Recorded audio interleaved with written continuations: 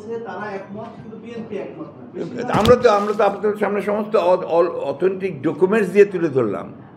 প্রত্যেকটা বিষয় আপনাদের সামনে আমরা একেবারে ডেটা স্ট্যাটিস্টিক্স দিয়ে তুলে ধরেছি, তাই না? সুতরাং এই ক্ষেত্রে আর কোনো প্রশ্ন থাকা উচিত নয়। আপনাদেরকে পরিষ্কার করে বলেছি যে আমরা মনে করি যে জনগণ নির্বাচন চায়, এটা বহুবার বলেছি, এখনও বলছি, এবং আমরা মনে করি যে যেটা আপনার নির্ধারিত হয়েছে, একটা আলোচনা হয়েছে আমাদের ভারপ্রাপ্ত চেয়ারম্যান সাহেব এবং প্রধান উপদেষ্টার মধ্যে ফেব্রুয়ারিতে নির্বাচনের অনুষ্ঠানের, আমরা আশা করি যে সেই লক্ষ্যেই দেশ এগিয়ে যাবে। যেভাবে বর্ণনা করেছেন সেটাতে কিছু অস্পষ্টতা আছে।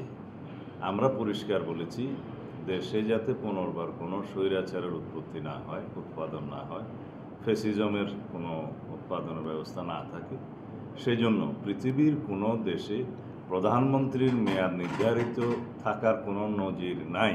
এত সত্ত্বেও আমরা বলেছি যে কোনো ব্যক্তি, বিএনপির উচ্চ পর্যায়ের স্ট্যান্ডিং কমিটির সিদ্ধান্ত অনুযায়ী কোনো ব্যক্তি 10 বছরের বেশি প্রধানমন্ত্রীর আসনে বহাল থাকবেন না। এটা সাথে আমরা এটা বলেছি প্রধানমন্ত্রী এবং সংসদ নির্বাহী বিভাগকে কার্যকরভাবে সরকার এবং রাষ্ট্র পরিচালনার স্বার্থে তার কর্মপরিধির মধ্যে অন্য কোনো অর্গান এবং অন্য কোনো বডি সৃষ্টি করে যাতে তার কর্মকাণ্ডকে ব্যাহত না করে, সেই জন্য আমরা এনসিসি জাতীয় কোনো ধারণার সাথে একমত হইনি। এটাই ছিল আমাদের শর্ত। আশা করি আমরা একটা ঐক্যমতে পৌঁছাতে পারবো। আলাপ আলোচনা হচ্ছে, তবে এটা দীর্ঘ আলাপ আলোচনা আমাদের কাম্য নয়। এই বিষয়ে আরও অল্প সময়ের মধ্যে সবার সাথে আলোচনা করে মানে খুব গুরুত্বপূর্ণ পয়েন্টগুলোতে, সাংবিধানিক বিষয়গুলোতে ঐক্যমতে আসা যাবে। আসতে পারলে ভালো, আমরা আশাবাদী। একটু আগে আমাদের মহাসচিব সাহেব বলতেছিলেন যে আমরাই তো বেশি চাই সংস্কার, সবার চেয়ে বেশি চাই না, খালি ইতিহাস বলে যে আমরাই করেছি সংস্কার, যুগান্তকারী সংস্কার বাংলাদেশের যা, এগুলো আমরা করেছি।